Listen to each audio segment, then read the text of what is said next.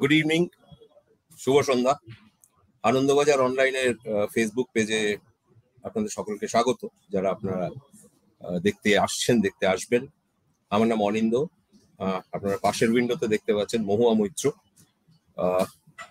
No prize for guessing who is she. Mahua, we are really grateful, and তুমি যেটা লাইভটা করতে রাজি হয়েছো। I know you are a busy politician now. You're not the same one whom I used to know in 2009. লাইভটা করতে রাজি হয়েছে, সেই জন্য we are honored, humbled and grateful. একটা কথা আমি প্রথমে আমাদের যারা দর্শক আছেন বা যারা এই ফেসবুক লাইভে অংশগ্রহণ করবেন, তাদেরকে একটা কথা খুব অর্থহীন ভাষায় বলে দিতে চাই। সেটা হলো, আমাদের আনন্দবাজার অনলাইনের ফেসবুক লাইভে যারা আসেন তারা আমাদের সম্মানিত অতিথি, এবং all of them have a huge body of work.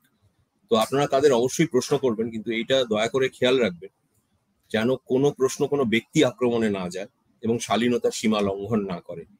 সেরকম কোনো প্রশ্ন যদি আপনারা করেন, আমরা কিন্তু সেই প্রশ্ন একদমই এন্টারটেইন করবো না। মহুয়া, গুড ইভিনিং। আমি প্রথম প্রশ্নটা আমি করি। Good evening. অবশ্যই, তোমার কি না বলা যায়? একজন সাংবাদিকের সঙ্গে মহুয়া মৈত্রের প্রথম দেখা হলে থেকে কি প্রশ্ন করতে পারে? Any idea?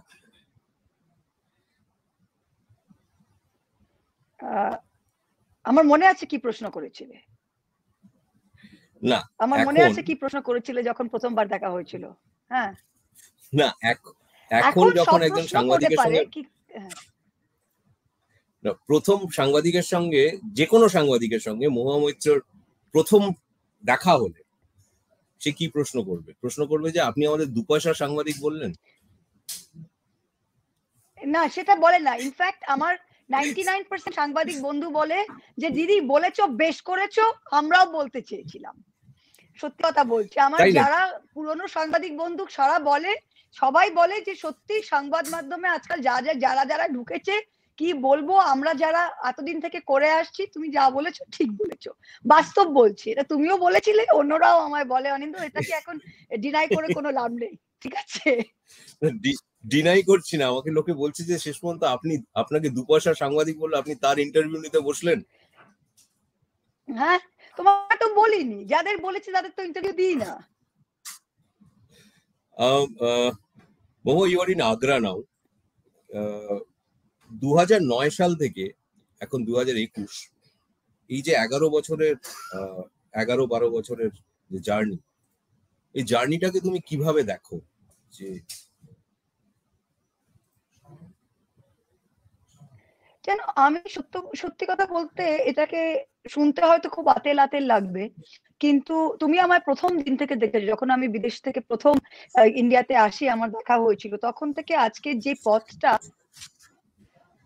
অনেক দিক থেকে খুব কঠিন আছে, খুব কঠিন আমার জন্য। জীবনে যখনই আমি কিছু চেয়েছি, আমি সেটা, অনেকে দেখবে রাজনীতি বলো, চাকরি জীবন বলো, সবকিছু না সোজা জিনিস পেয়ে যায়। আমার জীবনে আমি কোনোদিন কিছু ইজিলি পাইনি। তো রাজনৈতিক দিক থেকেও আমি কিন্তু ইজিলি, অনেকে আছে যে এমপি টিকিট রাতারাতি পেয়ে যায়, মা এমপি ছিল, মার কিছু হয়েছে, বাবা এমপি ছিলেন, পেয়ে গেছেন। আমার ওরকম হয়নি। আমার রাজনৈতিক পথটাও আমাকে অনেক পথ অতিক্রম করে এখানে আসতে হয়েছে, বাদে দিয়ে। কিন্তু আমি খুব খুশি যে রাস্তাটা পিওরিটি অফ পারপাস বলি, বলবো যে একটা কর্ম, যে পথটা আমি কিন্তু করি, আমি সেই পথে এসেছি। তাই আমি যত বাধা বিঘ্ন অতিক্রম,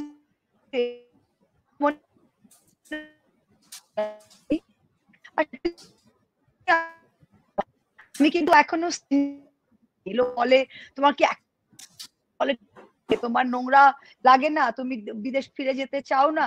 আমি এখনো মনে করি যে না, আমার নোংরা লাগে না। আমি যেই কারণে এসেছিলাম দেশে, আমি সেই পথেই হাঁটছি, আর আগামী দিনে সেই পথেই হাঁটবো। আমার যতই আপ ডাউন হয়েছে, এই পথটা কিন্তু আমি সঠিক। বলো। আমি এই প্রশ্নটা তোমায় পরে করব যে how does Mahua Moitra handle failures. Bangladesh থেকে রোকেয়া রহমান জিজ্ঞাসা করছেন যে আপনার ডায়েট প্ল্যান কি? ম্যাডামকে দেখলে কেউ বিশ্বাস করো না, বয়স্ক। আচ্ছা, রোকেয়া আমার বয়স মোটেই 30, মানে শুনতে খুব ভালো লাগছে 30-25 বললে আলো খুশি হতাম, কিন্তু না, এখন অনেক পাকা চুল হয়ে গেছে, দেখতে পাচ্ছ অনেক পাকা চুল হচ্ছে। সবাই জিজ্ঞেস করে যে তুমি দিদি ডাই করো, এবার ডাই করো। তো যাই হোক, এখনো ডাই করিনি। আমার ডায়েটটা একটু সিম্পল, যে আমি বাইরে বেশি না, বাড়িতেই বেশি খাই, বাইরে বেশি খাই না। আমি ভাত কম খাই, কার্বোহাইড্রেট কম খাই, আর আমি জল খুব খাই, আর গরম জল খাই। তাই আমার খাওয়ার বেশি ঝামেলা নেই। আমি খুব বেশি তেল মশলা খাই না, কিন্তু সবকিছুই খাই। আমার বিদেশি কেক পেস্ট্রির প্রতি কত অত ইয়ে নেই, কিন্তু আমার দেশি মিষ্টি, আমার রসগোল্লা বলো, বাঙালি মিষ্টি যাকে বলে, সের প্রতি আমার খুবই দুর্বলতা, সেটাই প্রবলেম। আর আমি খেতে ভালোবাসি, পাঁঠার মাংস খেতে ভালোবাসি। আমি সত্যি খাদ্য রসিক, বেশি পরিমাণে খাই না, কিন্তু খাদ্য রসিক। জল খাই, আর খালি ইলেকশন ক্যাম্পেইন যখন করি তখন খুব কম খাই। অন্য টাইমে আমি খেতে ভালোবাসি, আমি এক্সারসাইজ করি, আর তেল মশলা কম খাই। আমি টাইমে ঘুমোবার চেষ্টা করি, আর আমি সিগারেট, অ্যালকোহল এগুলোর প্রতি আমার কোনো আকর্ষণ নেই। তাই এটাই হচ্ছে আমার ডায়েট। কৃষ্ণনগরের সাংসদ, কৃষ্ণনগরে যাওয়ার পর তুমি সরপুরিয়া সরবাজে তো ফাটিয়ে খেয়েছো নিশ্চয়ই? সরপুরি সরবজা খুবই ফাটিয়ে খেয়েছি, কিন্তু সবাই নদিয়া জেলার ভাবে যে কৃষ্ণনগরী মিষ্টি ফেমাস। আমাদের যেরকম ধুবুলিয়ার ক্ষীরসাগর আছে, আমাদের করিমপুরের আছে, করিমপুরেরও আছে আমাদের ক্ষীরমালাই, আমাদের মোদকের আছে ক্ষীর। আমাদের নিখুঁতি। তাই আমি সবাইকে ইনভাইট করবো যে নদিয়া জেলায় আসুন, শুধু কৃষ্ণনগরের সরপুরিয়া সরভাজা খাবেন না, শুধু নবদ্বীপের দই খাবেন না। নদিয়া জেলার প্রত্যেকটি ছোট ছোট গ্রামে, ছোট ছোট টাউনে কিন্তু একটা না বা দুটো ফেমাস ময়রা আছে, যার এক একটা করে মিষ্টি তার বৈশিষ্ট্য। তো সেটা অবভিয়াসলি অবশ্যই খাবেন। তিরুপতি তিরুপতি চক্রবর্তী বোধহয় জিজ্ঞাসা করছেন যে আপনি কি ন্যাশনাল কংগ্রেসকে এখন মিস করেন, না আপনি শিওর টিএমসি ভারতের সিংহাসনে বসতে পারবেন? দেখুন, আমি কংগ্রেস ছেড়েছি প্রায় 2010, এখন তো অত হলো, প্রায় 11-12 বছর হয়ে গেছে কংগ্রেস ছেড়েছি। ন্যাশনাল কংগ্রেসকে আমি ছিলাম 1 বছর। না, রাজনীতিতে মিস করি না, কারণ দেখুন আমি তো একদম ওইভাবে এমন কিনা যে আগে আমি কমিউনিস্ট পার্টি, তারপর তৃণমূলে এসেছি, কংগ্রেস করতাম, বিজেপিতে গেছি। তো আমরা যেই চিন্তাধারা, যে মূল ডানপন্থী চিন্তাধারা, বাম বিরোধী ডানপন্থী চিন্তাধারার মধ্যে আছি, সেটা কিন্তু আমরা কংগ্রেস আর তৃণমূলের মধ্যে ওইদিকে বেশি পার্থক্য নেই। আমরা একই, আমি বলবো, চিন্তাধারায় আছি। কিন্তু সেখানে দাঁড়িয়ে না, আমি কংগ্রেসকে মিস করি না, কারণ আমি মনে করি যে যেই কাজ আমি করতে এসেছিলাম প্রথমে বাংলা থেকে, যেরকম সিপিএম কে সরানো, সেটা কংগ্রেস শিবিরে থেকে হচ্ছিল না, সেটা তৃণমূল শিবিরে থেকেই হলো। আর এখন বিজেপি কে যদি আমাদের শেষ করতে হয়, বিজেপি থেকে, বাংলা থেকে বা ভারতবর্ষ থেকে বিজেপি সরকারকে সরাতে হয়, তখন আমার মনে হচ্ছে যে আজকে দাঁড়িয়ে বিজেপি বিরোধী শিবির, মানে যারা একেবারে হিংস্রভাবে লড়াই করছে মাটিতে দাঁড়িয়ে, সেটা কিন্তু আজকে তৃণমূল ছাড়া কেউই নয়। তৃণমূলের মধ্যে যে তেজটা আছে, যে জোরটা আছে, সেটা একটা নতুন পার্টির জোর। সেটা কংগ্রেস এত ধারাবাহিক ভাবে এতদিন ধরে সরকারে রয়েছে, ওদের মধ্যে কিন্তু একটা নিজের রিভাইভাল দরকার। আমরা খালি চাই যে কংগ্রেসের পরিবর্তন হবে, কোন কংগ্রেসের কিছু একটা, এর মধ্যে একটা সমুদ্র মন্থন হবে, তার মধ্যে থেকে নতুন কংগ্রেস উঠবে। তৃণমূলের কিন্তু সেরকম কোনো প্রবলেম নেই। তৃণমূল যেই ফর্মে, যেই রূপে আজকে আসছে, মহিষাসুর মর্দিনী রূপে, আমরা কিন্তু সেই রূপেই শেষ করতে পারবো। তো সেই দিকে আমি কংগ্রেসকে মিস করি না। আমি মনে করি আমি যেই শিবিরে রয়েছি, সেটা বেস্ট অফ বোথ ওয়ার্ল্ডস। মহুয়া, সোজা কথা সোজাভাবে জিজ্ঞাসা করা ফেলা যায়, তুমি কি মনে করো যে 2024-এ মমতা বন্দ্যোপাধ্যায় ভারতবর্ষের প্রধানমন্ত্রী হতে পারেন?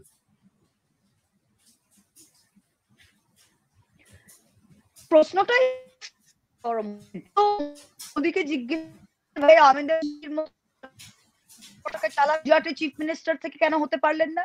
তো মমতা ব্যানার্জি 3 বারের মুখ্যমন্ত্রী হয়েছেন পশ্চিমবাংলায়, এত বড় মেজরিটি, তিনি কেন হতে পারেন না? কেন হতে পারে আমরা কেন জিজ্ঞেস করবো? প্রশ্নটা হচ্ছে কেন হতে পারেন না? অবশ্যই হতে পারেন, 100 বার হতে পারেন। আজকে আমি সত্যি কথা বলতে অরিন্দ, জানো 3 বছর আগে অব্দি আমাকে অনেকে বলতো যে আচ্ছা আপ তো ইয়ে হে वो है, आप তৃণমূল में क्यों है, आप सही आदमी गलत पार्टी। আজকের দিনে দাঁড়িয়ে লাস্ট 1 বছরে যেখানেই যাই, যেই জায়গায় তৃণমূলের হয়তো নাম শুনিনি, আজকে যে আমাকে নিচে ওয়েটার বলছে যে এখানে কাজ করে, সে কর্পোরেশন, সে এসে বলছে যে মমতা ব্যানার্জি দেখা দিয়ে। ভারতবর্ষের ছোট ছোট গ্রামে গঞ্জে এখন সবাই বলছে যে লড়তে যদি পারে তো সে মমতা। তো অবভিয়াসলি হতে পারে। কুমার প্রশান্ত ঘোষ জিজ্ঞেস করছেন যে গত বছর জুন মাসে মহুয়া ওর ফেসবুক পেজে একটি পোস্ট দিয়েছিলেন, কেন্দ্রের দেওয়া টাকার হিসেব দিয়ে তিনি অদ্ভুত সুন্দরভাবে বুঝিয়েছিলেন। সবশেষে প্রশ্ন রেখেছেন সব সাংসদদের উদ্দেশ্যে, তাহলে উন্নতি হয় না কেন? তুমি তার কোনো ফলো আপ দেবে সেটা উনি জানতে চাইছেন। সমস্ত তথ্য দিয়ে তুমি একটা বই লেখো না কেন মানুষকে সচেতন করতে? বই লিখতে, বাবা বই পড়ার টাইমে আবার বই লিখবো না। আমি যেটা লিখেছিলাম ওটা আইএসডিপি পঞ্চায়েত দিয়ে, সেটা আমি সবাইকে সতর্ক করতে চেয়েছিলাম। আর সেটা আমার ফেসবুক পোস্ট এখনো আমার ফেসবুকে আছে। ওটা ইম্পর্টেন্ট, ওটা পঞ্চায়েত লেভেলে। কারণ পঞ্চায়েত লেভেলে কি করা যায়, আমাদের দেখুন হয়তো 24টা পঞ্চায়েত মেম্বার নিয়ে একটা পঞ্চায়েত। আমি এটা আগেও বলেছি, এখনো বলছি, এটা কোনো রাজনৈতিক দিনের মানুষকে সচেতন করা। যখন এরা পঞ্চায়েত মেম্বাররা অনেকে আসে, সবাই যায়, একটা কাউন্সিলর চায় যে আমার ওয়ার্ডের কাজ হবে। একটা পঞ্চায়েত মেম্বার তো একটা বুথ থেকে ইলেক্ট হয়ে আসে, তো সে খালি ভাবে যে আমার বুথের কাজটা করবো, কিন্তু তার বুথের কাজ হয়তো 2 লাখ। এখন 25টা পঞ্চায়েত মেম্বার যদি ভাবে 2 লাখের কাজ করব সবাই মিলে খালি ওর বুথের, তাহলে আপনার 25টা 2 লাখের কাজ হবে। কিন্তু একটা বড় 40 লাখের প্রজেক্ট বা 30 লাখের প্রজেক্ট গ্রামের মধ্যে দিয়ে রাস্তা, সেটা কিন্তু নেওয়া হচ্ছে না। তো আমি লোকেদের উদ্দেশ্যে বলেছিলাম যে খালি নিজের বুথের গন্ডির বাইরে আপনারা ভাবুন, আর আপনারা সমবেতভাবে বসে একটা প্ল্যানিংটা করে যেগুলো মেন কাজ আছে 40 লাখের 30 লাখের, সেগুলোকে কিন্তু আপনারা প্ল্যানে ঢুকিয়ে কাজটা করুন। এটা মোস্ট ইম্পর্টেন্ট ছিল, আর এটা আমি এখনো মানি। আর এইভাবেই আমরা কাজ করার চেষ্টা করি নদিয়া জেলায়। আমি আইএসডিপি টাকা দিয়ে, পঞ্চায়েতের টাকা দিয়ে কিন্তু অনেক বড় বড় কাজ, যেরকম পলাশীপাড়া সাহেবনগরে আমরা বড় রাস্তা করেছি। প্রথমে এটার খুব বিরোধিতা হয়েছে, তারপর লোকে দেখলো যেটা করা যায়। তাই এটা তেহট্ট 2 ব্লকে, তেহট্ট 1 ব্লকে, অনেক ব্লকে আমরা করতে পেরেছি এটা নিয়ে। So that is a good thing. আমরা চাই যে বড় বড় ডেভেলপমেন্টের কাজ হোক যারা চোখে পড়ে। মহুয়া, রত্নাবলী রায় সমাজকর্মী পরিচিত, উনি একটা প্রশ্ন করেছেন তোমাকে, আপনাদের জেন্ডার এন্ড ডিসএবিলিটি পলিসি নিয়ে একটু বলবেন? আপনার কাছ থেকে অনেক অনেক expectation, hence the question. Ratnavali, on gender I think Trinamool Congress is the, আমি বলবো যে ভারতবর্ষে আজকে যদি আমি বলবো আপনার লিঙ্গ বৈষম্য নিয়ে যদি কেউ কিছু করে থাকে সেটা তৃণমূল কংগ্রেস। সবাই বলে ওমেন্স রিজার্ভেশন বিল, ওমেন্স রিজার্ভেশন বিল। 20 বছর ধরে ওমেন্স রিজার্ভেশন বিলটা লোকসভায় ছিল, এখন ল্যাপস করে গেছে। এত সরকার মেজরিটি নিয়ে এলো, কংগ্রেস ছিল, এখন বিজেপি এসছে, তারা অর্ডিন্যান্সের পর অর্ডিন্যান্স আনে। কনস্টিটিউশনাল অ্যামেন্ডমেন্ট তো সেদিনই একটা আনলো এসসি এসটি নিয়ে, কিন্তু উইমেন্স রিজার্ভেশনে কেউ না অর্ডিন্যান্স এনেছে, কনস্টিটিউশনাল অ্যামেন্ডমেন্ট আনার কোনো আগ্রহী নেই। কিন্তু যদিও তারা ফুল মেজরিটি নিয়ে আসে, শুধু দুটি পার্টি, তৃণমূল কংগ্রেস মমতা ব্যানার্জির এবং বিজু জনতা দল, এরা দুজনেই কিন্তু ওমেন্স রিজার্ভেশন বিলের অপেক্ষা করেনি। কারণ ভালো কাজ করতে আইন লাগে না। আপনাকে কেউ পুলিশ এসে বলতে হবে না যে আপনি বউকে মারধর করবেন না। এটা যদি আপনার মধ্যে সেই বোধটা থাকে, আপনি যে থেকেই করবেন না। হ্যাঁ, আইনটা আছে, 498 আছে বলে হয়তো আপনি করবেন না, কিন্তু ঠিক সেইভাবে রাজনৈতিক পার্টিরও কোনো আইন বা ওমেন্স রিজার্ভেশন বিলের অপেক্ষা করা উচিত নয়। আজকে মমতা ব্যানার্জি গত লোকসভায় তিনি ওমেন্স রিজার্ভেশন বিলের অপেক্ষা না করে 35%-এর ওপরে মহিলা পাঠিয়েছিলেন। আমরা এবারও হাইয়েস্ট ইন দ্য লোকসভা, আমরা আর বিজু জনতা দল। তাই জেন্ডার ইকুয়ালিটিতে ভারতবর্ষে আমরা একেবারে জলজ্যান্ত উদাহরণ যে ওমেন্স রিজার্ভেশন বিল ছাড়াই আমরা জেন্ডার ইকুয়ালিটি আনতে পেরেছি। আমি জেলা সভাপতি ছিলাম নদিয়া জেলার, যেখানে আমি মহিলা হয়ে অর্গানাইজেশনে রোল সামলেছি। মমতা ব্যানার্জি কিন্তু কোনোদিন মহিলা বলে মহিলা কংগ্রেস করবে আর পুরুষ হলে মেন স্ট্রিম মাদার কংগ্রেস করবে, এটা তৃণমূল কংগ্রেসে করি। আমি কোনোদিন মহিলা কংগ্রেস করিও নি, আমি যুব করেছি, তারপর মাদার করেছি। তাই এই জিনিসটা আমাদের নেই। আশা করি প্রত্যেকটা রাজনৈতিক দল এই পথে হাঁটবে। অন ডিসেবিলিটি আমরা যেটা আমাদের যেটা মানবিক ভাতা আছে প্রত্যেকটা গ্রামে গঞ্জে 1000 টাকা করে, এটা আমরা বিডিও অফিস থেকে আগে 80% ছিল, 60% ছিল, অনেকে দেখা যেত 80% কা সার্টিফিকেট নেই, 75% সে টাকাটা পাচ্ছে না। এখন আমরা উইদাউট কোনো এরকম একটা প্যারামিটার বিনা আমরা মানবিক ভেতা দিচ্ছি। তাই ডিসেবিলিটি ওয়ার্কে আমরা খুব এগিয়ে আছি পশ্চিম বাংলায়, প্রত্যেকটা জায়গায়, প্রত্যেকটা অফিসে, প্রত্যেকটা ইয়েতে আমরা ডিসেবিলিটি কাজ খুব করি। তাই দুই দিকেই ডিসেবিলিটি বলুন আর জেন্ডার ইকুয়ালিটি বলুন, পশ্চিমবঙ্গ সরকার একটা ইয়ে তৈরি করেছে ভারতবর্ষে। Ratnabali, I am very happy for your question and I hope I have answered it. Tuhin Roy একটা প্রশ্ন করছেন, একজন কর্পোরেটে কাজ করা মানুষের কি মাটিতে থাকা কর্মীদের ঢিলে ঢালা আচরণ নিয়ে বিরক্ত করে, তাই মোহ একটু রিয়াক্ট করে ফেলেন? অবশ্যই অবশ্যই, এটা আমার এলাকার কর্মীদের জিজ্ঞেস করেই বললেন যে দিদি তোকে রেগে বোম হয়ে যায়। বাপ রে বাপ, এখনো আমার এটা আমি অনেক বেটার হয়েছি, কিন্তু এখনো আমার 9টা মানে 9টা বাজতে 5, 9টা বেজে 10 নয়, এখনো যদি আমি সকালে মিটিং বলি 10টায় কেন মিটিং করতে পারবেন না, আর আমি 10টা বেজে 10 পৌঁছই, তখন লোকেরা 10:15 পৌঁছয়। কিন্তু আমি দেখেছি আস্তে আস্তে একবার দুবার চেঁচামেচি হয়, তারপরে সবাই শিখে যায়, এখন 9টায় মিটিং বললে 9টাই হয়। তা হ্যাঁ, এই ঢিলে ঢিলে আচরণটা আমি মনে করি যে এটা একটু ডিসিপ্লিন সবাইকেই হওয়া উচিত। আর আমি খুবই রিয়াক্ট করি, এটা নিয়ে আমাকে সবাই হাসাহাসিও করে। তো ঠিক আছে, এখন আমি গুড হিউমারে নিয়ে এটা। আমার তোমাকে আমি এটা অনেকদিন, তোমার সঙ্গে আমার শেষ দেখা হয়েছে 2019-এর ভোটের আগে, তারপরে চর্মচক্ষে দেখা হয়নি, ভার্চুয়াল মাধ্যমে দেখা হলো। তুমি পার্লামেন্টে বক্তৃতা দেওয়ার সময়, চর্মচক্ষে একটু কঠিন বাংলা হয়ে গেল না, সরি, তুমি পার্লামেন্টে বক্তৃতা দেওয়ার সময় তো রেগে থাকো কেন? সবসময় মনে হয় প্রচন্ড রেগে আছো, এক্ষুনি। আচ্ছা, তোমার উল্টো দিকে যদি ভাই, তোমার উল্টো দিকে যদি 320টা বিজেপির সাংসদ বসে থাকতো, অমিত শাহ, নরেন্দ্র মোদীর জায়গা ওখানে থাকতো, তোমার রাগ লাগতো না আন্ডি? বলো আমায়। তাই আমি ওখানে বসে আছি 22 জনের মধ্যে, ঠিক আছে? আমাদের ওখানে 320টা বিজেপির সাংসদ উল্টো দিকে, ওরা সংবিধানের ওপর মারিয়ে যাচ্ছে, ওরা পার্লামেন্টারি প্রসিডিউরের ওপর পায়ের তলে তারা মারিয়ে যাচ্ছে, ওরা আমাদের কথা বলতে দিচ্ছে না। সেখানে রাগ করবো না তো কি, ওদের কি চকলেট খাওয়াবো? যদি আমি রাগ না করে, টেবিল না চাপড়ে স্পিচটা না দিই, তাহলে কিন্তু কোনোদিন আমাকে স্পিচই দিতে হবে না। প্রথমবার যদি আমি রাগারাগি না করে স্পিচটা শেষ না করতাম, তাহলে ওরা কিন্তু চিল্লামিল্লি করে আমাদের বসিয়েই দিত। আর অনেক সময় এমন হয় যে স্পিকার সাহেব আমাদের টাইম দেওয়া আছে 18 মিনিট, 11 মিনিট পরে বা 6 মিনিট পরে তিনি অফ করে দিলেন। এটা ওরা সবসময় বিরোধীদের সাথে করে। তাই ওদেরও একটু বলতে হবে যে আমাদেরও হাউস বিলংস টু অপোজিশন, তাই সেখানে কিন্তু সবসময় মৃদু আওয়াজে বললে হয় না, তাই একটু রাগারাগি করতে হয়। কি করবো? মোহাম্মদ কামাল বলে একজন প্রশ্ন করেছেন, মহুয়া দিদি, ভারতের বর্তমান শাসক কর্তৃক সাম্প্রদায়িক ধর্মভিত্তিক রাজনীতি ভবিষ্যৎ ভারতের উপর কতটুকু প্রভাব ফেলবে? আমার মনে হয় উনি বাংলাদেশ থেকেই প্রশ্নটা করেছেন। না, খুবই তো প্রভাব তো ফেলবে। আপনি এটা ভবিষ্যতের জন্য বলছেন, আমরা মনে করছি যে এখনই খুব প্রভাব ফেলছে। আর আমরা গত 3-4 বছরে দেখেছি যে ডেভেলপমেন্ট বলুন বা উন্নয়ন বলুন বা আলটিমেটলি ভোটে গিয়ে কিন্তু এই হিন্দু মুসলমান করে আর সবকিছু এই ধর্মের একটা কাঁটা দিয়ে দেখে কিন্তু তারা মানুষের মধ্যে বিভাজনটা করে এটা ভারতবর্ষের যে ডেমোক্রেটিক ফ্যাব্রিক, যে গণতান্ত্রিক ধর্মনিরপেক্ষ যেই মাটিটা ছিল আমাদের, যেটা আমি বলবো যে আমাদের হৃৎপিণ্ড, সেটা কিন্তু অনেক জায়গায় তাদের মধ্যে এই ধর্মীয় এই বিভাজনের জন্য অনেক জায়গায় এটা ফাটল ধরেছে।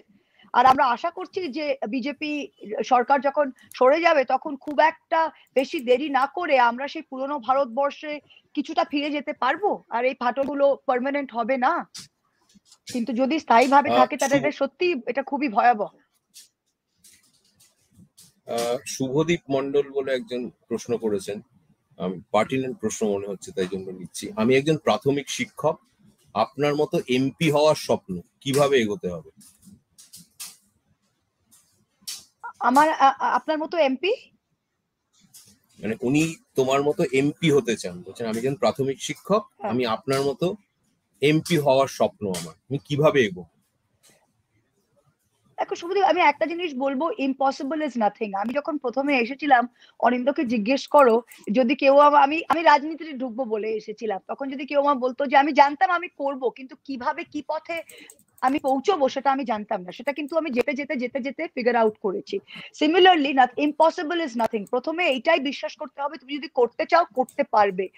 কোনোদিন কাউকে বলতে দিও না যে না এ কি হবে, তোমার বাবা রাজনীতিতে নেই, তোমার টাকা পয়সা নেই, তুমি শিক্ষক, তুমি কি করে এমপি হবে, কোনোদিন কাউকে এটা বলতে দিও না।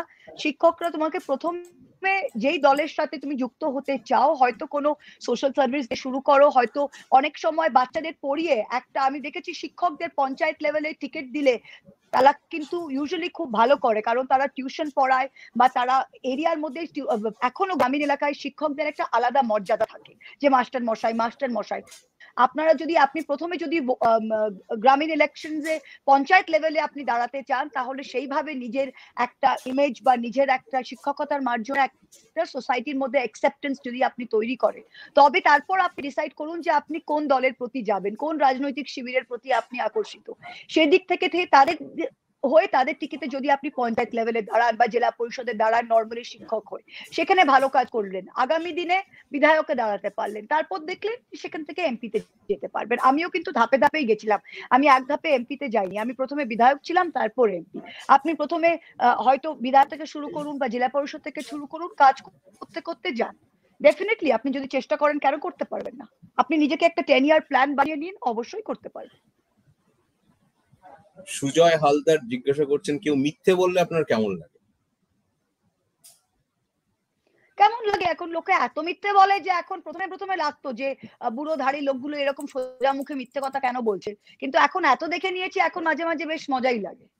আমি চুপচাপ শুনি, তারপর ওটাকে গিয়ে যখন চেক করি তখন মনে হয় হাসি পাই যে লোকে সোজা মুখে মিথ্যে কথা কেন, কি করে বলতে পারে। ইউজুয়ালি আর রিয়াক্ট করি না। একটা প্রশ্ন এসছে, প্রশ্নটা সুস্নাত আর সুবর্ণ আমার সঙ্গে ব্যাকএন্ডে কাজ করছে। সুস্নাত, এই প্রশ্নটা যদি ফ্লোট করাতে পারিস। একজন জিজ্ঞেস করেছেন যে রাজনীতি করতে গেলে অনেক টাকা লাগে, এই ব্যাপারে আপনার কি বক্তব্য? আমি জলজ্যান্ত উদাহরণ যে রাজনীতি করতে অনেক টাকা লাগে না, কারণ আমি চাকরিজীবী মানুষ ছিলাম, আমি আমার ফ্যামিলির কোনো পৈতৃক সম্পত্তি বেচে রাজনীতিতে নামিনি।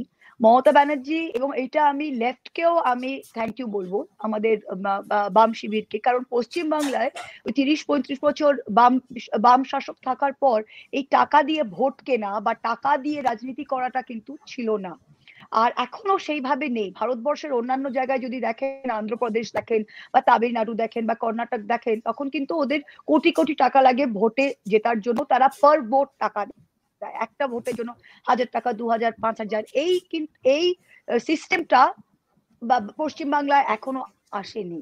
তাই যেটা আপনার যেটা নিয়ম, আপনি যদি স্ট্রংলি রাজনীতি করতে চায়, অনেক মানুষ যারা শিক্ষক, যারা চাকরিজীবী, তারা কিন্তু রাজনীতিতে খুব ভালো শক্ত পায়ে দাঁড়িয়ে আছে। রাজনীতি করতে যে খুব বড় চোর হতে হয় বা কিছু একটা দুর্নীতি করতে হয় বা বিশাল ব্যবসায়ী ফ্যামিলি থেকে আসতে হয়, আমি লিভিং এক্সাম্পল যে এরকম করতে হয় না।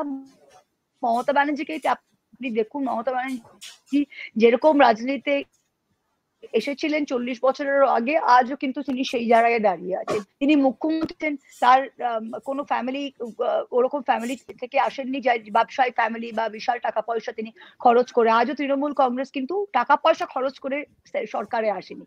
আপনি দিল্লিতেও যদি দেখেন, এই তো পশ্চিমবাংলা আপনারা দেখলেন যে বিজেপি তো 5000 কোটির বেশি খরচ করেছে, তবুও তো জিতলো তৃণমূল। দিল্লিতে 3000 কোটি খরচ করেছে, জিতলো তো আপনি। তো সবসময় যে রাজনীতি টাকা দিয়েই কেনা যায় ভোট, এটা কিন্তু ঠিক নয়। তোমার কি মনে হয়, তুমি কি ভেবেছিলে যে মমতা বন্দ্যোপাধ্যায় 213টা আসন পেয়ে ক্ষমতায় আসবেন এবার? কারণ সবাই, the public perception was that the fight was very tough, the battle was very tough, and BJP was all out there with all their might. 213টা আসন, মানে আমি যেমন ভেবেছিলাম, আমি আমার সহকর্মীদের বলেছিলাম যে আমার মনে হচ্ছে 197টা আসন যাবে। আমি 200টা আসন আমি এত প্রিসাইজ ছিলাম না, আমার মনে হচ্ছিল 190-200। আমি ভেবেছিলাম 190-200, আমি 200 কাছাকাছি, 200 ক্রস করবে এটা আমি ভাবিনি, কিন্তু 190-200 ভেবেছিলাম। একটা জিনিস ছিল যে খুব হাই ভোটিং পার্সেন্টেজ ছিল। দেখো, হাই ভোটিং পার্সেন্ট যখন থাকে তখন লোকেরা দুটো জিনিস করে, হয় সরকারকে বাদ দিয়ে দেবে, নয় সরকারকে তত আবার খুব ভালো ভোটে রাখবে। তাই যখন হাই ভোটিং পার্সেন্টেজ হয় তখন কিন্তু ক্লোজ ফাইট থাকে না, হয় তৃণমূল 60টা সিট পেতো, নয় তৃণমূল 200টা সিট পেতো। কিন্তু আমরা পাবো 150টা সিট, ওরা পাবে 150টা সিট, এটা হাই ভোটিং পার্সেন্টে হতো না, কারণ people are giving a message with a high voting percentage. তা ভোটের পরে আমার মনে হয়েছিল it will be either or, but I was very sure কি 190 থেকে 200-200-র ওপরটা ওয়াজ রিয়েলি যাকে বলে icing on the cake. Jack, at least on one ground we were together, you know, we thought on the same line. We were on one ground. আমি আমি 190 তে ভেবেছিলাম। আমি 197 ভেবেছিলাম। একটা এত প্রিসাইজ কি করে কৌশলে? আমি জানি না, আমি জেলা ধরে ধরে হিসাব করেছিলাম যে জেলা এরকম। ও আচ্ছা, যোগ করে যোগ করে একটা এদিক ওদিক দেখে। কিন্তু আমি সত্যি কথা বলছি, আমি আমার ধারণা তৃণমূলও ভাবেনি যে কলকাতার জোড়াসাঁকো সিটটা তৃণমূল জিতবে। মানে দ্যাট ওয়াজ আরবান সিটে আমাদের খুব ভালো, কলকাতা হাওড়া অ্যামেজিং। একজন প্রশ্ন করেছেন ইন্দ্রভান বলে, যে সিপিএম এর দিল্লিতে তৃণমূলের সাথে এক মঞ্চে থাকতে আপত্তি নেই, অথচ বাংলায় সিপিএম আর তৃণমূল একদম একে অপরের সঙ্গে লড়ে। আপনি সিপিএম এর এই স্ট্যান্ডকে, এই অবস্থানকে কিভাবে ব্যাখ্যা করেন, কি চোখে দেখেন? দেখুন, সিপিএম এর এখন আমি সিপিএম অ্যাজ এ পলিটিক্যাল পার্টিকে আমি রেসপেক্ট করি। আর আমরা মমতা ব্যানার্জি নিজেও বলে দিয়েছেন যে এখন যেটা আমাদের লড়াই, ভারতকে বাঁচাবার লড়াই, ভারতের গণতান্ত্রিক মাটিটাকে বাঁচাবার লড়াই, হৃৎপিণ্ডকে বাঁচাবার লড়াই, সেই লড়াইয়ে প্রতিপক্ষটাকে সেটা আমাদের বেছে নিতে হবে। এখন প্রতিপক্ষ বিজেপি। মমতা ব্যানার্জি সোজা বলে দিয়েছে যে সেইখানে বিজেপিকে হারাতে হলে আমাদের সব বিরোধী পার্টিকে, বিজেপি বিরোধী পার্টিকে এক হতে হবে। মমতা ব্যানার্জি নিজে বলে দিয়েছেন যে আমার ইয়েচুরি সাহেবের হাত ধরে মিটিং করার কোনো প্রবলেম নেই, সেটা আমাদের পার্টির অবস্থান। তো কিন্তু সিপিএম পার্টি অবভিয়াসলি যখন বাংলায় ওরা গেছে কংগ্রেসের সাথে, তো ওরা এখন নিজেরাও ভুল বুঝেছে। ওদের যেটা এখন ওদের শিবির হয়েছে, সেখানে ওরা নিজেরাও ব্যাখ্যা দিয়েছে যে আমাদের হয়তো ভুল হয়েছে, আমরা মূল যে থিওরিটা চালিয়েছিলাম সেটা হয়তো আমাদের ভুল হয়েছে, আমাদের প্রতিপক্ষ বিজেপি ছিল। কারণ সিপিএম এর লোকেরা, ভোটাররা বুঝে গিয়েছে যে বিজেপিকে হারাতে হলে সিপিএম কে ভোট দেবো না, তারাও তৃণমূলকে ভোট দিয়েছে। কিন্তু ওরা অস্তিত্ব বাংলায় বাঁচাবার জন্য ওরা যখন মনে করেছে যে তৃণমূল আমাদের খেয়ে ফেলছে বা তৃণমূল একদম হাঙর মাছ আমাদের খেয়ে ফেলছে, ওরা সেই অস্তিত্বের লড়াইয়ের জন্য বাংলায় বলেছে যে না, আমরা তৃণমূল বিরোধী। সেটা অ্যাটলিস্ট আন্ডারস্ট্যান্ডেবল, আমরা বুঝতে পারি when a party is trying to keep its এটা I can understand it যে কেন করেছে। কিন্তু এখন সেই ভুলটাও বুঝেছে সিপিএম, আমি মনে করি।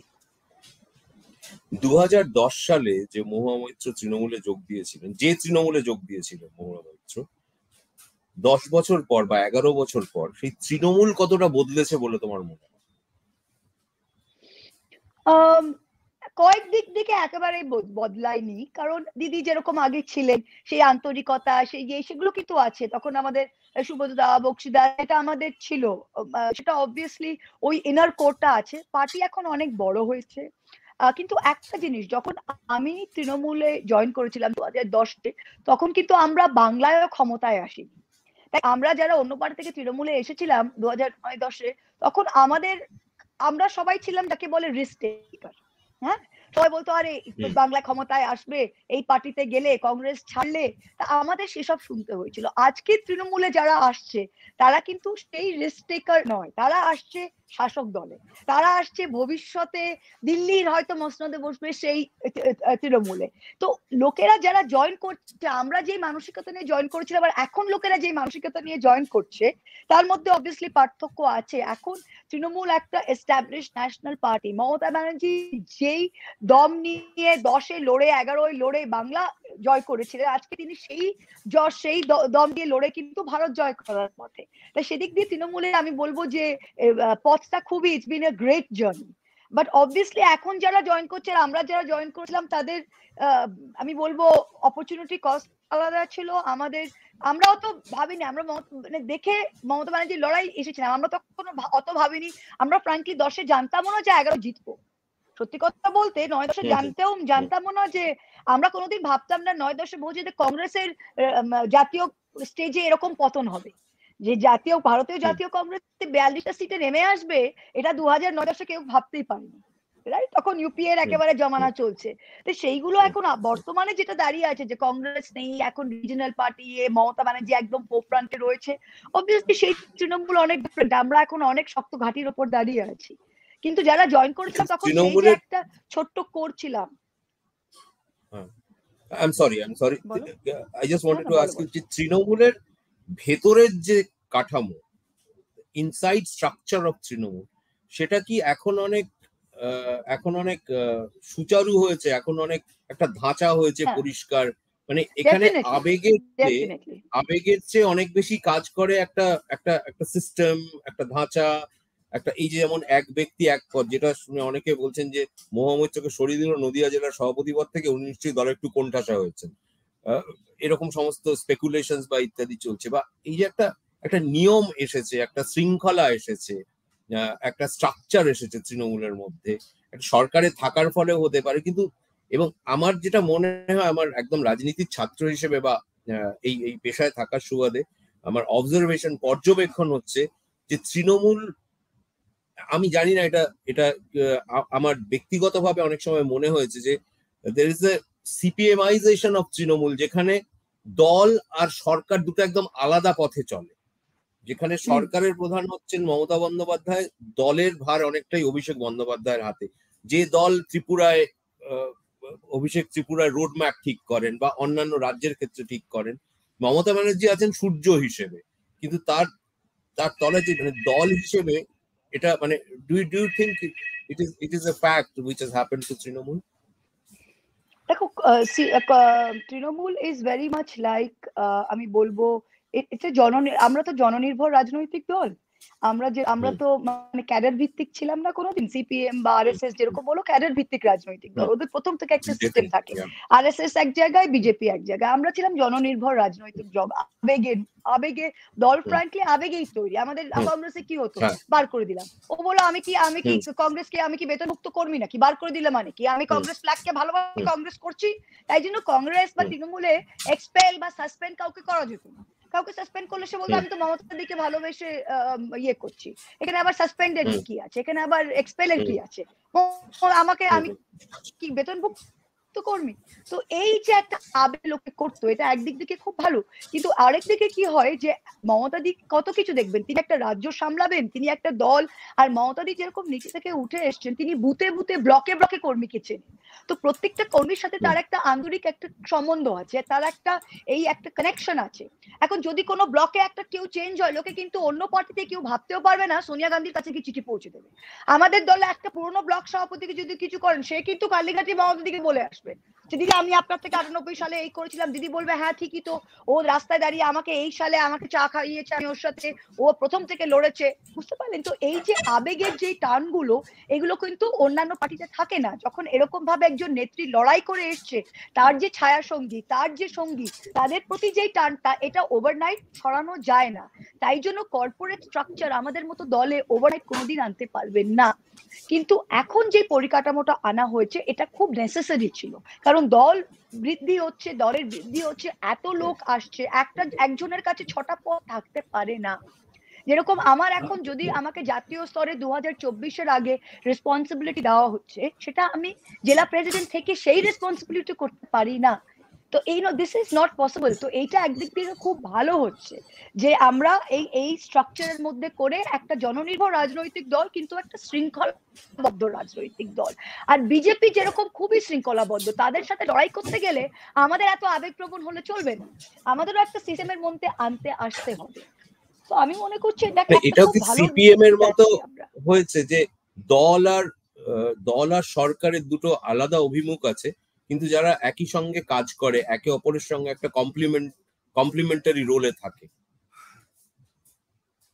না না, অবভিয়াসলি দল আর সরকার তো সবসময় সেপারেট থাকা উচিত। এবং অনেক সময় আমাদের দেশে আমরা এই লাইনটা খুব ভালো করে আলাদা রাখতে পারি না, আমরা এই গন্ডিটা আলাদা রাখতে পারি না, এটা আমাদেরই দোষ। অনেক সময় দেখবেন সরকারি প্রোগ্রামে দলীয় কথাবার্তা হয়, কিন্তু অ্যাকচুয়ালি যেখানে ডিএম প্রস্তুত আছে, ডিএম উপস্থিত আছে, ডিএম উপস্থিত থাকলে সেটা কিন্তু সরকারি প্রোগ্রাম, সেখানে গিয়ে দলীয় কথা বলা কিন্তু ঠিক না। সেখানে বলতে হবে যে আমাদের সরকার, সেখানে বলতে পারে না যে আমাদের দল। তো এই যে ডিফারেন্স গুলো, এটা অনেক সময় অনেক রাজনৈতিক ব্যক্তি কিন্তু ভুলে যায়। কিন্তু আমি এমপি হিসাবে যদি একটা রাজনৈতিক প্রোগ্রামে যাই আর ডিস্ট্রিক্টে গিয়ে ফ্ল্যাগ হয়েস্ট করি, সেই বক্তব্য আমি তৃণমূল পার্টি অফিসে গিয়ে যখন ফ্ল্যাগ হয়েস্ট করব, সেই বক্তব্য এক হতে পারে না। আর এটা আমি অনেক সময় অনেক রাজনৈতিক ব্যক্তিকে দেখি দুটো গুলিয়ে ফেলে। কিন্তু আপনি বিডিও সাহেবকে বসিয়ে বা আপনি ডিএম সাহেবকে বসিয়ে রাজনৈতিক বক্তব্য দিতে, সেখানে লোক সরকারের কথা বলে, আপনি বলতে পারেন মাননীয় মুখ্যমন্ত্রী, আপনি বলতে পারবেন না যে মাননীয় সভানেত্রী তৃণমূলের। তা এই ডিফারেন্সটা কিন্তু It is irrespective of any party. বিশ্বরূপ যশ প্রশ্ন করেছেন যে পেগাসাস ইস্যুতে আপনাকে সেভাবে সরব হতে দেখলাম না কেন, জ্বালাময়ী মহুয়া কি হারিয়ে গেল? আচ্ছা বিশ্বরূপ, এটা আমার এত হাসি পাচ্ছে এটা শুনে। আর this is the problem with our democracy and with আমাদের সংসদের, এটাই প্রবলেম। পেগাসাস ইস্যুতে আমি সবচেয়ে সরব ছিলাম প্রত্যেকদিন পার্লামেন্টে 11/5 আমি হাতে পোস্টার নিয়ে ওয়েলের মধ্যে ছিলাম প্রত্যেক দিন।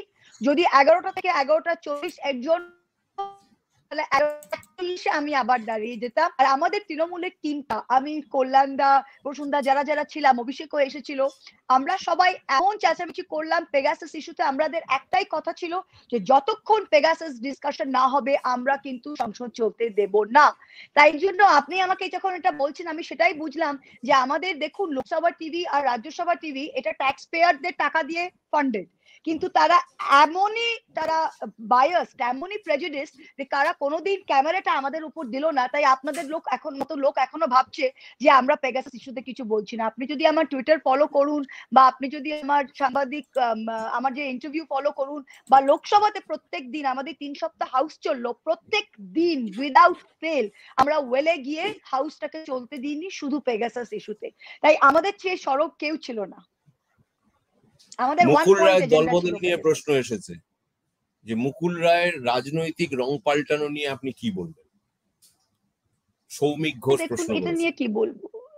এটা নিয়ে কি বলবো, মুকুলদার সাথে বহুদিন দল করেছি। মুকুলদা চলে গিয়েছিলেন বিজেপিতে, মুকুলদা এখন আবার ফিরে এসেছেন, আমি খুশি। তিনি তাকে নিয়েছেন, তিনি আবার দলে এসেছেন, আমি খুশি। আমি মুকুলদা আমার রাজনৈতিক, আমি অনেক দিক না, আমি ওনার সাথে অনেক কাজ করেছি, ওনার থেকে অনেক কিছু শিখেছি। উনি দলে গিয়েছিলেন, তিনি আবার ফিরে এসেছেন তৃণমূলে, দিদি তাকে নিয়েছেন, আই এম হ্যাপি। দল বদলানো নিয়ে এটা দুষ্টু প্রশ্ন, কিন্তু বলো।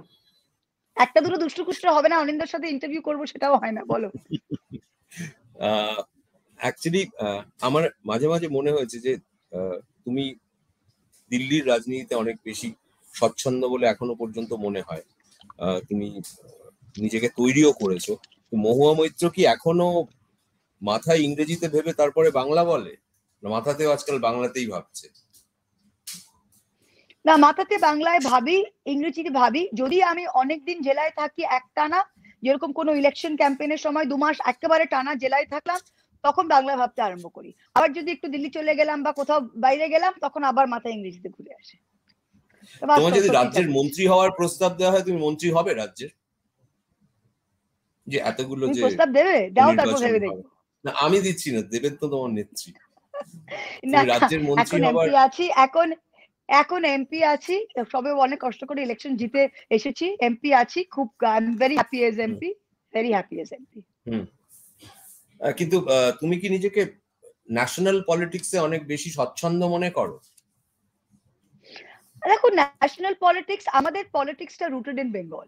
তাই ন্যাশনাল পলিটিক্সে যদি আমি নিজেকে এস্টাবলিশ করতে চাই, ন্যাশনাল পলিটিক্সটা আমি বাংলাতে যদি আমার পায়ের নিচে মাটি না থাকে, বা আমি আমার এলাকা যদি আমি ঠিকভাবে না দেখা করি, বা আমি এলাকা যদি দেখাশোনা না করি, বা এলাকায় আমাকে অনেকে জিজ্ঞেস করে যে দিদি তুমি এত করিমপুর নিয়ে পড়ে থাকো কেন, তুমি তো তার এমএলএই নও।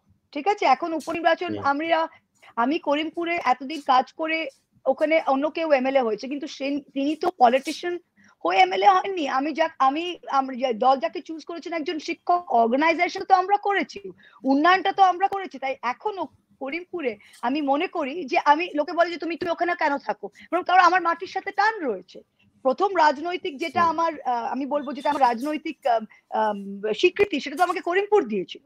আমি যদি এখন সেটা পালিয়ে নিজেকে এখন ন্যাশনাল লিডার মনে করতে আরম্ভ করি, তাহলে আমার এটাও হবে না, ওটাও হবে না।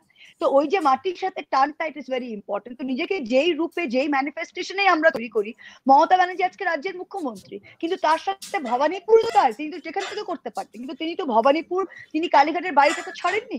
তিনি তো রাজ্যের মুখ্যমন্ত্রী, তিনি তো বড় বাড়ি করে কোথাও থাকতে পারতেন, রাইট? কিন্তু সেটা তো ছাড়েননি। সিমিলারলি আই থিঙ্ক যে আমি ন্যাশনাল পলিটিক্স করলেও আমার যে নদিয়ার সাথে টান, আমার যে মাটির সাথে, তার উন্নয়নের সাথে তার ভাবনা চিন্তা, সেটা আমার থেকে কোনোদিন যায়নি। ভবানীপুর বললে বলে মনে পড়লো, ভবানীপুরে উপনির্বাচন নিয়ে একটা জলঘোলা হচ্ছে। 5 নভেম্বরের মধ্যে মমতা বন্দ্যোপাধ্যায়কে ভবানীপুর 21 নভেম্বর, যে কোনো একটা, 21 নভেম্বর কেন 5 নয়, কেন 5 তারিখে 21 শপথ সেদিন ইলেকশন নিয়েছিল? কমিশনে গেলাম, অ্যাকচুয়াল ডেট ইজ না 21st November is the date of the vote, so therefore 21st আমরা দেখলাম সেদিন ইসিআই তে গেছিলাম না 3 দিন আগে, জানি না বলে জিজ্ঞেস। 21st November এই ইলেকশন কমিশনের ডেটটা 21st November আমরা গেছিলাম ডেপুটেশনে, তখন দেখলাম। ধরো যদি নির্বাচন না, ধরো যদি এই কোভিড ইত্যাদির জন্য আজকেই একটা সেন্ট্রাল গভর্নমেন্ট আরেকটা নির্দেশিকা ইস্যু করেছে যে আরো কড়াকড়ির জন্য 30th সেপ্টেম্বর পর্যন্ত, এরকম ভাবে যদি বলছি পলিটিক্যালি যদি এই ভোটটা না হয় এবং মমতা বন্দ্যোপাধ্যায় যদি নির্দিষ্ট সময়ের মধ্যে পুনর্নির্বাচিত হয়ে না আসতে পারেন, তাহলে কি মনে হয় তোমার এর ফলে একটা কোন রকম সংকট তৈরি হবে, বা কোন রকম একটা যে অশ্বমেধের ঘোড়া যে তৃণমূল ছুটিয়েছে তার গতি কোথাও না কোথাও হলেও একটা ব্যাহত হবে বলে মনে হয়? না, আমার মনে হয় না এটা ব্যাহত হবে, কারণ আমরা 3 দিন আগে আমরা তৃণমূল কংগ্রেসের এক প্রতিনিধি দল নির্বাচন কমিশন আমরা যাই, আর আমরা গিয়ে 7টা, যেটা 5টা উপনির্বাচন আর 2টো নির্বাচন যেখানে হবে শামশেরগঞ্জ, জঙ্গিপুর আর আপনার অন্য 5টাতে, আমরা যখন গিয়ে বলি তখন আমরা সব স্ট্যাটিস্টিক্স দিয়ে যেটা বোঝালাম। দেখো এখন যেটা সিচুয়েশন যে 17,000 এপ্রিলে ছিল পার ডে, এখন 830 সংক্রমণের হার, সেখানে দাঁড়িয়ে কোনো অঙ্কতেই বা কোনো যুক্তিতেই কমিশন বলতে পারে না কি কোভিড এর জন্য করতে পারছি না, কারণ তাহলে এপ্রিলে করেছিল। যে সুশীল চন্দ্রা, যে চিফ ইলেকশন কমিশন, তিনি মিটিং এ অন্তত 3 বার বললেন যে কোভিড এর জন্য ইলেকশনে কোভিড এর সাথে কোনো কানেকশন নেই, election is not a super spreader event, এটা উনি নিজেই 3 বার বললেন। তিনি যদি নিজেই বলছেন election is not a super spreader event, আর তুমি 8 ফাইজের ইলেকশন এপ্রিল মেতে যখন পিক তখন করলে, তাহলে এখন ডেফিনেটলি সেই যুক্তি দিয়ে তুমি এই নির্বাচনটাকে বন্ধ করতে পারো না। তাই যদি কোভিড বলে আর কোনো ব্ল্যাক সোয়ান ইভেন্ট নেই, তাহলে কিন্তু সংবিধানের মোতাবেক যদি আপনারা যান, তাহলে কোনো ইভেন্টে আপনি উপনির্বাচন বন্ধ করতে পারবেন না। Their job is to hold an election, not to withhold an election. আর যদি সেটি না করে, যদি কোনো জাল ঘোলা হয় আগামী দিনে, তাহলে দেখবো আমাদের যা পথ আছে, সংবিধান আইন যা পথ দিয়েছে সেই পথেই দেখবো, কারণ এখন অব্দি দাঁড়িয়ে ইলেকশন না করার কোনো যুক্তি কিন্তু কমিশনের কাছে নেই, কোনো ভাবেই নেই। আগামী দিনে যদি কোনো rabbit out of the hat হয় তখন সেইভাবে আমরা দেখবো, কিন্তু আজ অব্দি নেই। অভিক ধ্বনি প্রশ্ন, আশিক ধ্বনি প্রশ্ন করছেন যে মমতা ব্যানার্জি ভারতের প্রধানমন্ত্রী হলে মহুয়া মৈত্র পশ্চিমবঙ্গের চিফ মিনিস্টার হিসেবে মহুয়া মৈত্রকে দেখা যাবে? সেটা আশিক ধ্বনিও হতে পারে চিফ মিনিস্টার। চিফ মিনিস্টার প্রধানমন্ত্রী কে হয়, মমতা ব্যানার্জি প্রধানমন্ত্রী হলে চিফ মিনিস্টার কে হবে নিশ্চয়ই মমতা ব্যানার্জি সেটা ডিসাইড করবে। আর আমি এমপি রয়েছি, আমি তো এমএলএ নই। এমএলএ হয়ে যেতে কতক্ষণ তৃণমূল, মানে আমি এগুলোকে পলিটিক্সে আমরা কি বলি জানো, মাথা কাটানো কোয়েশ্চেন। হ্যাঁ বলো। আমি ওই ইলেকশন বাই ইলেকশনের প্রশ্নটা যেটা বিরোধীরা বলছে যে বারবার, মানে I am just being Devil's advocate, যে ট্রেন চালানো হচ্ছে না, লোকাল ট্রেন চলছে না, তাহলে কি করে বলছি কোভিড কমে গেছে। এটা নিয়ে তো রাজনৈতিক চাপানো তো শুরু হয়েছে। এই যে ক্রমাগত,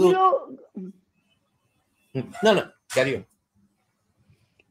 এটা তো মানে দেখুন, BJP come to a point, specially BJP বাংলায়, এদের মানে এক টাইমে একটা বলতো না যে কয়েকজনকে নিয়ে আমরা হাসি ঠাট্টা করতাম রাজনীতি, যে ও 8টার পর কি বলে বোঝা যায় না, ও কি রাত্রির 8টার পর বলেছে না রাত্রের আগে বলেছে। এখন যেটা দেখছি আমরা বিজেপির যে সময় কোনো কথাই বলে ওদের কোনো যুক্তি নেই, কারণ এই একই বিজেপি যখন আমরা বলছিলাম এপ্রিল মাসে যে এতগুলো ফেজে করোনা, লাস্ট 3টে ফেজ একসাথে করোনা, তখন তারা লাফালাফি করছিল যে না এত ফেজেই করতে হবে, এইভাবেই করতে হবে, আরো টানতে হবে, আরো র্যালি করতে হবে, র্যালি বন্ধ করা যাবে না।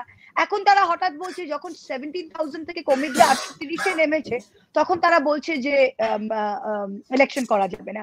আর যেই ডিস্ট্রিক্টে হচ্ছে, ওদের কুচবিহারে 9টা কেস, নদিয়াতে 42টা কেস, মুর্শিদাবাদে 22টা কেস, শুধু দক্ষিণ 24 পরগনা, উত্তর 24 পরগনা, কলকাতা আর হাওড়ায় কেসগুলো 100-র মতো ছিল।